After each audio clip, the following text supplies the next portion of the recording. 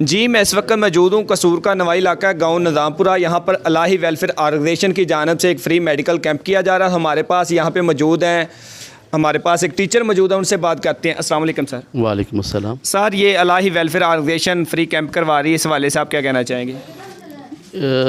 इंसानियत की खिदमत करना का जज्बा जो है शान साहब जिनके नाम के साथ मंसूब है ये कमेटी, वो उनके अंदर बहुत ज़्यादा मौजूद था और मैं समझता हूँ उनके शागिर्दों ने उनके इस काम को, उनके नाम को ज़िंदा रखा है और ये इनका जो काम है ये काबिल सताइश है और ये सिलसिला अल्लाह करे यूँ ही चलता रहे और ये लोग इंसानों की खिदमत के लिए यूँ ही काम करते रहें। तो मेरे पास स्कूल के जो प्रिंसिपल हैं शफाकत साहब, उनसे बात करते हैं। अस्सलाम वालेकुम सर। जी वालेकुम सलाम। सर आप क्या कहना चाहेंगे? माशाल्लाह नौजवान दुखी इंसानियत की खिदमत कर रहे हैं, इस हवाले से आप क्या देखने वालों को क्या मैसेज देना चाहेंगे? जी ये जो वेलफेयर है, इलाही वेलफेयर ऑर्गेनाइजेशन, ये बेसिकली गांव में बहुत ज़्यादा पहले भी कैंप कर चुकी है और मेडिकल कैंप के हवाले से और इंसानियत की फ़लाह के हवाले से इनका बहुत ज़्यादा नाम है हमारे इस एरिया में।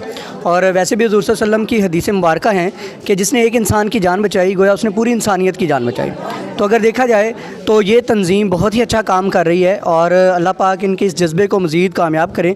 और ये जो इनके नाम पे है सरशान इलाही साहब, अल्लाह पाक उनके दर्जात को बुलंद फरमाएँ और मज़ीद इनके लिए जो है आसानियाँ पैदा फरमाएँ।